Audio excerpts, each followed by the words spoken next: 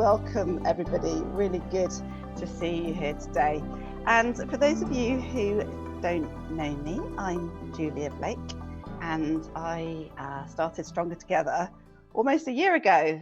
We talk a lot about community and we talk a lot about collaboration. So I thought it was an ideal opportunity to invite Dave Plunkett to join us today. And Dave is going to be sharing 5 ways to use collaboration in 2021 and 3 things that you absolutely must do now to make them successful. So thank you, Dave, for joining us today. And I'm going to spotlight you if I can. So that, and I just wanted to say, just after introducing Dave, that this is about collaboration, this is about community. There's lots of you here, which is just so wonderful. Do pop over to the LinkedIn group afterwards and say hi and make your connections with everybody. We'd love to connect and get you guys connecting with each other. So that's something that we can do afterwards.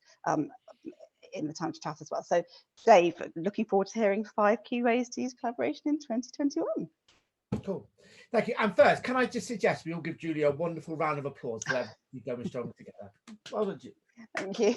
I know I've got a background in membership. I know the effort it takes to kind of organise events and get people along and all that. It's no mean feat. So so well done for everything you've done, Julia. So right, let me just share my screen. Let's make sure that this is where everything kind of falls down probably.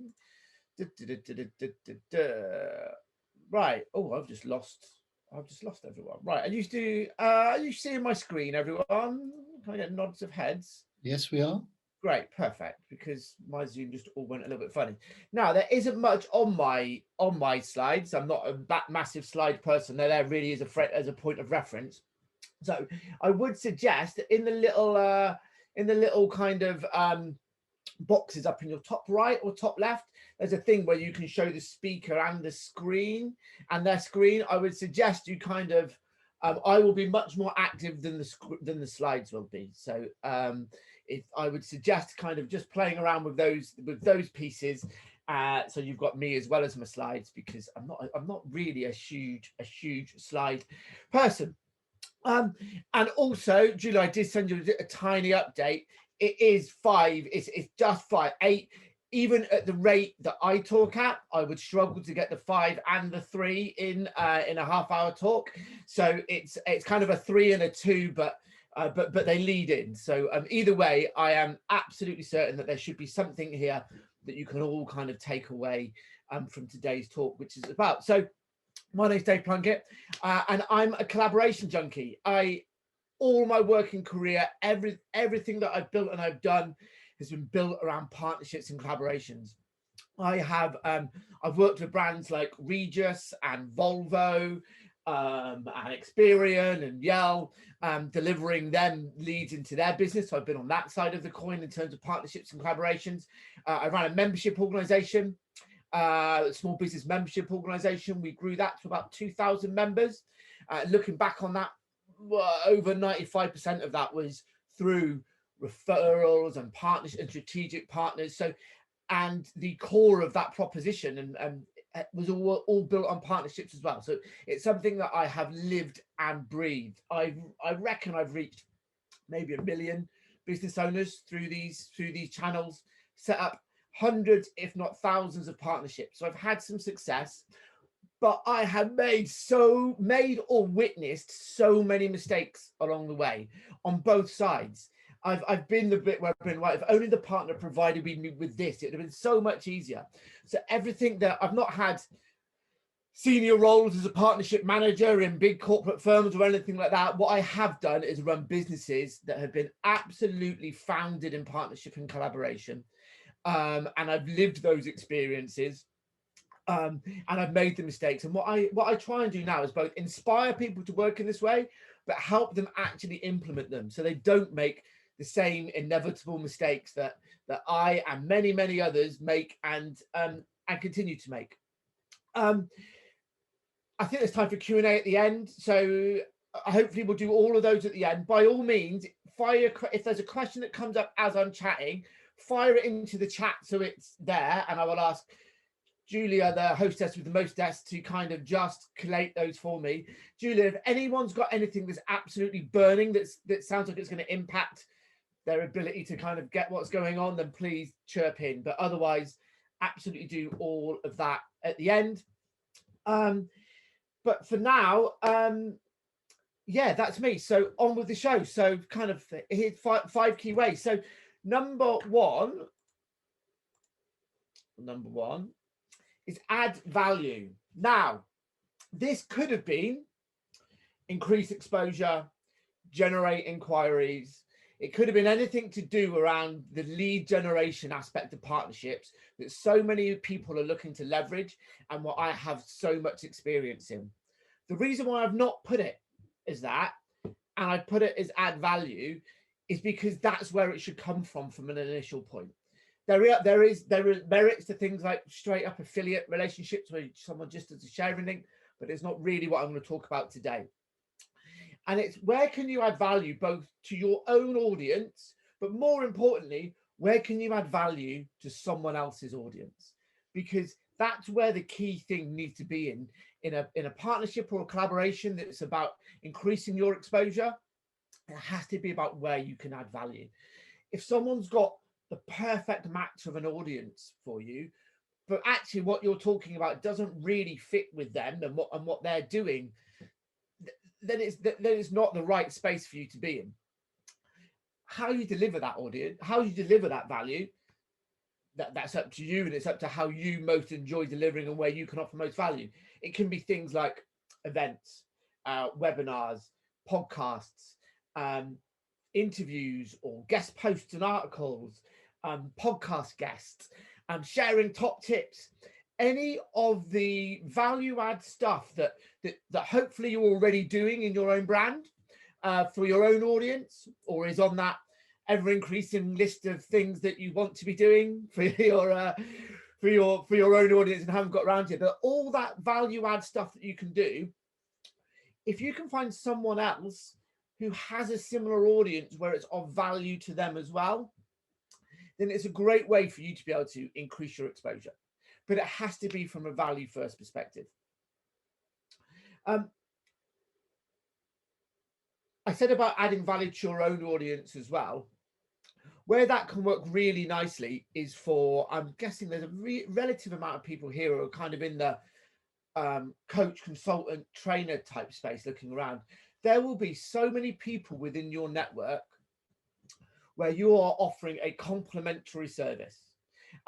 Yes, there might be a little bit of crossover where you could look at someone as competition, but I think it's about being grown up enough to know the potential for collaboration is so much greater than the competition piece here. So, for example, Rob, you've come up on my screen. Obviously, you do counting. There will be people you know in your network who do a similar thing to you. So they're in the same field, but have their own nuance and are complementary to what you do. If why don't you collaborate with someone like that? And maybe you've already done this. Guest post on their newsletter, maybe run a joint interview, maybe do a webinar for their audience. And there's ways and means you can do that. You can either do it straight up as just you delivering your content to them, and then potentially they can do one in return for your audience. Or you can decide to do something together. You can go, you know what, actually, with our two messages combined, we've got something that's really powerful here and delivers a more end-to-end service. The great way of working this way is the increased exposure. By cross-pollinating your audiences, you're immediately increasing your reach. A quick kind of tip on this though, that's separate to the other two, is if you find someone where they do have this complementary service for you, and you are looking at doing things closer together, it is very, very easy to plan world domination together. When the fit is that perfect, and I still do it to this day, it is so easy to think of all the amazing things that you can do. And actually, you're going to enter into a joint venture, and there's going to be this joint 12-week program, and then you're going to do this, and it's so easy to do. Now, it's wonderful and it is exciting, and I would never say don't have those chats, because it's part of the joy of working in partnership. However, start small. What is a nice, easy way that you can do something and just get going? Because otherwise, there's so many times when things don't kind of end up reaching the fulfillment. What's the simple first step that you can make to start working with someone? A, to just get things going, but also to see what they're like in terms of a working relationship as well. Are they going to promote as much as they're going to? But have a think about who's in your network that is offering something that's complementary to what you do, where you know you can have a value first proposition that you can deliver something to our audience, and start having those conversations. It would be a miss not to kind of bring kind of the monetization of this in now. There are lots of ways that you can do this. If it's a cross promotion thing, then it can be as simple as that you're just looking at leveraging each other's audiences. If it's a one-way thing and you're just looking to do something for someone else's audience, maybe they'll just want to do it because of the value that you deliver. Maybe they'll be looking for something in return. That could be an offer to their audience. It could be a revenue stream for them based on sales you make. It could be them leveraging your own services. There are always two things to look at here, and it's what's the immediate reward and what's their real why? What's going to be the thing that gets them excited about working with you? The real why is the value to their audience. The reward piece, that's the emotional one. The reward piece is the logical brain bit. It's the bit that goes, oh yeah, that makes sense. Yeah, this is definitely something I should do. I'm excited about this, and it makes sense for me to do it. So just have a think about who's got a similar audience to you and you can offer value to, and where you can broaden that out. This can lead into what I class as strategic partnerships, which is where you do things on a much broader scale, and it's an ongoing piece where you can rely on regular leads coming into your business. And I do work with a lot of brands around this that build their kind of business models about it. But a nice easy starting point is just where is that crossover of audience? So that's number one. Number two is look after yourselves. Now, for those of you that I'm connected with on LinkedIn or Facebook or know me, probably know how much emphasis, easy for me to say, I put on fun and enjoying stuff. My whole ikigai and life purpose is to enjoy my life, collaborating and spreading love and laughter. In my book, if you're not enjoying it, you're not doing it right. But collaboration plays a huge part in that. But that's me, and I'm not going to push that onto everyone else. But at the very least, we need to make sure as business owners we are supported in all of our kind of needs and needs as both a business owner and an individual. And collaboration plays a huge part in that. I'm sure there's many of you on the call today who actually offer this type of service to other people, a supportive kind of coach or consultant role. But are you really seeking that out for yourselves? Connection is at the heart of all collaboration, and I think it's vital now more than ever, particularly in the strange times we find ourselves in, to make sure that we've got that connection for ourselves as well as part of the communities that we're in. And they can be as formal or as informal as you like. As mentioned, I used to run a membership organization. I'm part of a number of really powerful communities that I wouldn't be here without, to be honest with you. And I know a number of you on the call are part of various of those, but it doesn't have to be formal ones. I've got a group which I know a number of you are part of, Bigger, Brighter, Bolder, which is my bare my soul everything group, crazy journey being on, wouldn't be without them group. I've got other groups that are actually, and that's a paid for thing that with a structure. But within that, I've got WhatsApp chats with just 4 other business owners where it's way more lighthearted and fun and just kind of bantering about. But it serves that kind of purpose. That being able to share struggles, more importantly, share successes. It's so important to be able to share our successes when things are going wrong and give ourselves that G up. Creativity, and also helping others. Being part of a community where you can help others is amazing for our own kind of self-worth and value.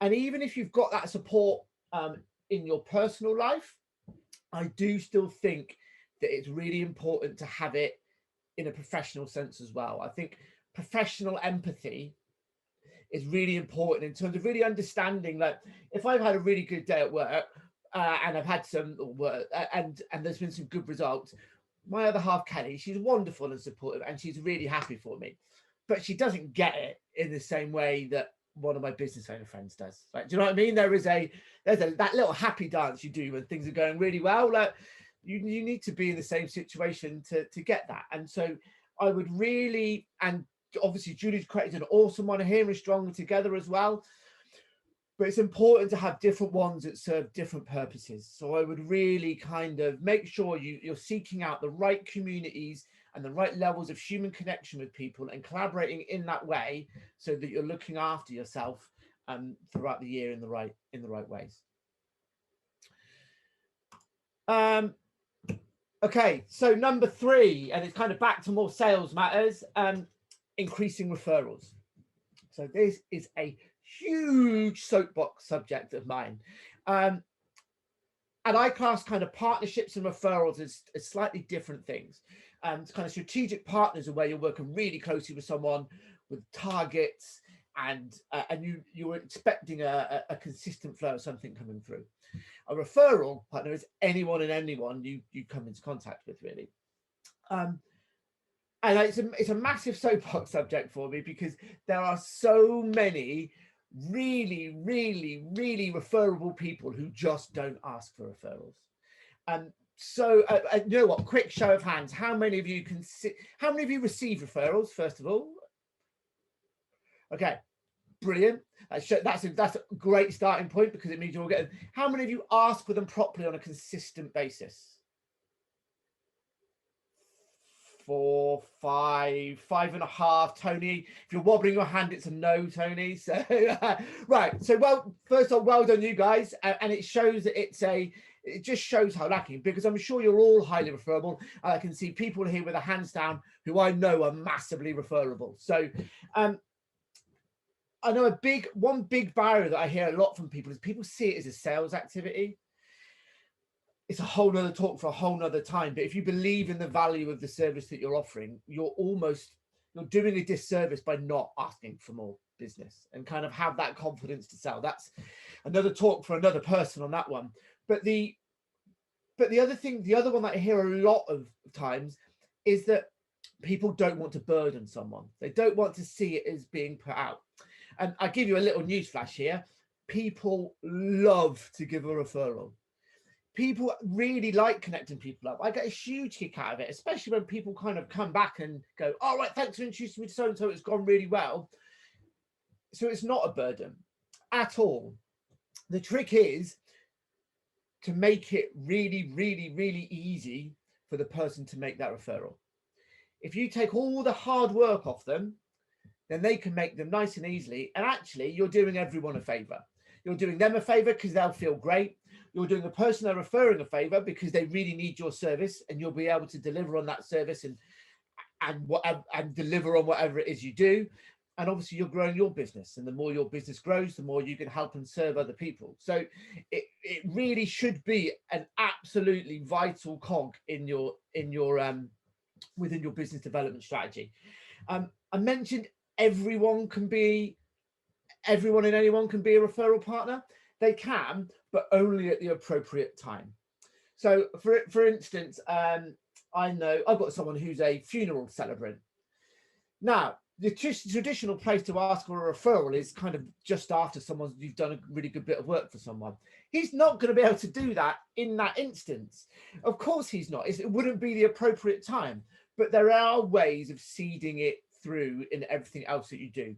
Your friends and family, you might not feel comfortable or appropriate hounding them for referrals. Oh, do you know anyone who could do this? But if you're in the mindset of, you know what, I should be asking for this, when casual conversations pop up, well, then you're ready to go, oh, you know what, I work with people like that. You should probably pass them my way. So anyone and everyone can be appropriate, is appropriate. Just make sure you do it at the appropriate time and have a process in place to do it. Be thankful. So if you get a referral, at the very least, say thanks, treat it really well, keep the other person updated. And have some kind of, I would have some kind of reward in there. Lots of people have proper referral schemes with a voucher or a cash behind it. It's whatever you want to do. At the very least, say thank you. I always think it's nice to do something above and beyond that. If you know the person personally, then I would be personal about it. I often will give people things like Ticketmaster voucher. Back in the days when we could go to gigs, it would be things like Ticketmaster vouchers if I knew they were into their music, or it would be something personal to them. It will keep people won't do it for that reason. Normally they do it because they want to, but it's something that will make them feel appreciated and keep doing it. So the fact that you're all getting them is awesome. I would encourage you to really kind of take control of that, though. Don't assume that someone is just going to pass them to you, because they won't. We are all very, very busy people, which means unless it's really easy for us to make that referral, we probably won't. Even though we'd really, really like to. So that's my kind of 3 ways that I would recommend you use them right now. But what I want to do is, it's all very well kind of starting these relationships up and having the kind of the best of intentions, but so many partnerships that I've come across and I hear from other people's experience fall by the wayside. And it's normally only 1 or 2 or 3 things, or a nuance of those things. And it doesn't make a difference what type of partnership you're setting up, whether it's a referral agreement, a strategic partnership, something between 1 or 2 of you in terms of a cross promotion, a formal business partnership, so working in partnership. That typically the reasons why those things fail, and I've had a failed business partnership, is one of a number of key ones. But I'm going to set out the 2 that I think are the most important. And the first one is expectations. It is the number 1 reason why partnerships fail, and sometimes fail so spectacularly that people don't want to get involved in partnerships again, and I've some friendships kind of destroyed by it. The person I worked in partnership with, we're great friends again now, but we weren't on the best of terms as we parted ways. And a lot of that was down to the setting of expectations. It is just so crucial. I cannot stress this enough, because get it wrong, and again, it comes back to the thing of not assuming, because get it wrong and you start to feel tension, and then that tension builds to resentment, and it just all ends in a bit of catastrophe. And the other person could be feeling completely different, and it's all down to the expectations you set at the front, right at the front end at the start. And this can be absolutely anything. So it can be the expectation of, where do we see this going? What's our end goal for this? And that can just be a nice loose thing of where it could go. It could be much more, if you're entering into a proper partnership, it could be, right, where do we see this being at a year? Where do we see this being at 6 months? So it could be much more kind of specific and targeted, but all the way down to actual workload. So how much effort are we putting into this? That could be in terms of man hours. It could be the areas of a partnership you're both you decide to take control of. If, going back to my first example, if you're working on a cross promotion of something, it's how much promotion am I putting out to my audience, and when am I going to do it by?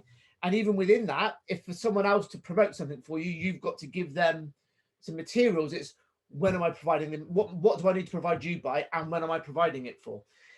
Both that granular level of kind of planning expectation, and the broader piece around where are we going with this, and the who's putting what hours in, it's absolutely crucial to spell out. What I would say, though, is it doesn't have to be even.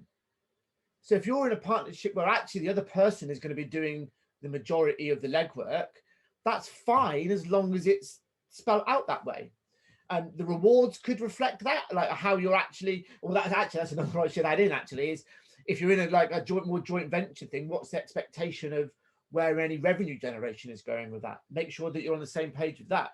But as I said, if the balance is uneven, it could be because the one party has something bigger to bring to the table. Like a really highly engaged audience is normally the one where someone doesn't have to do as much work, but is taking an equal share.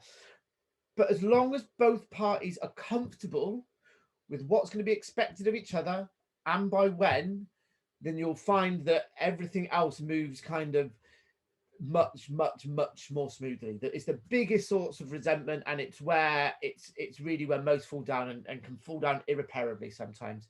And it can all be so easily solved, because quite often it can just be one party who's feeling awful and the other one's thinking everything's going fine, and it's because it was never you get so caught up in the enjoyment and the wonderful, exciting kind of we're going to take over the world piece that you don't do that granular level. And to back that up, the other most important thing is communication is key. And this, I mean, a collaboration or a partnership is absolutely founded in a human relationship, right? And so all human relationships are built around effective communication. That's true across anything in business, and partnerships and collaborations are no different. Having those expectations set makes the communication process so much easier. So I would even for kind of slightly informal ones, I would put a formal review thing in place. So, right, we're going to talk every fortnight on this. And even if you're talking with that person, whoever it may be, on a regular basis about the kind of the day-to-day stuff that's going on, put formal points in place where you're going to communicate with them. If it's someone that's, if it's your referral partners and you've got a group of people who are passing you referrals, have a day in the month where you email them all and go, right, thanks, yeah, blah, blah, this is what's going on. If it's someone that you're working closer with, and so you are in much more day-to-day conversation with them because you're launching an event or you're doing whatever, have something in the diary that's a more kind of formalized, this is where we're up to in this thing. It's where you can actually go over those expectations. You can kind of measure where you're at. It means the awkward conversations that we so often put off because we don't want to have them, because we like the person that we're working with and we want to give them the benefit of the doubt, and we hope that it will, the issue that we've got that's been eating away at us and getting worse and worse, we'd like to think that it will magically solve itself somehow if we just ignore the conversation.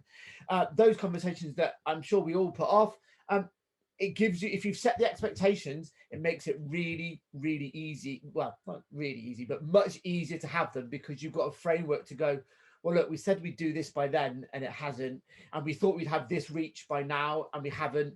And it doesn't mean that you've bin the whole partnership off, but it just enables you to have a sensible, grown-up conversation around where you're at in your journey of kind of working together. And should that be where it is? And is that where you want it to be? Is there anything more that can happen? And yeah, I've got first-hand experience of both of those not working out. It was one, yeah. So really essential that you right from the very start, whether it's strategic partnerships, whether it's lead gen, whether it's, and even in your communities, if you're using collaboration to kind of look after yourself piece, it's still important to make sure you set your expectations out, even if it's internally, or if you're paying money to join something, going, this is what I'm looking to get from this group. So because then you know that it's a good investment of your time. The methodology and the ethos is absolutely the same no matter what type of partnership your or collaboration you're entering into. So I'm aware that I'm coming up to half an hour actually, so that's not bad going. So just as a quick recap, add value to increase your reach, increase your audience size, increase your scope, generate more leads. Use collaboration and partnerships and human connection to really look after yourself. Make sure that you're ticking all those kind of boxes that keep you on the top form that we all need to be. And really look at taking control of your referrals. Put a strategy in place to do that. And then the top tips of making those and any other partnership strategy work is to set expectations up front really clearly and make sure you're communicating regularly with your partners and against those expectations.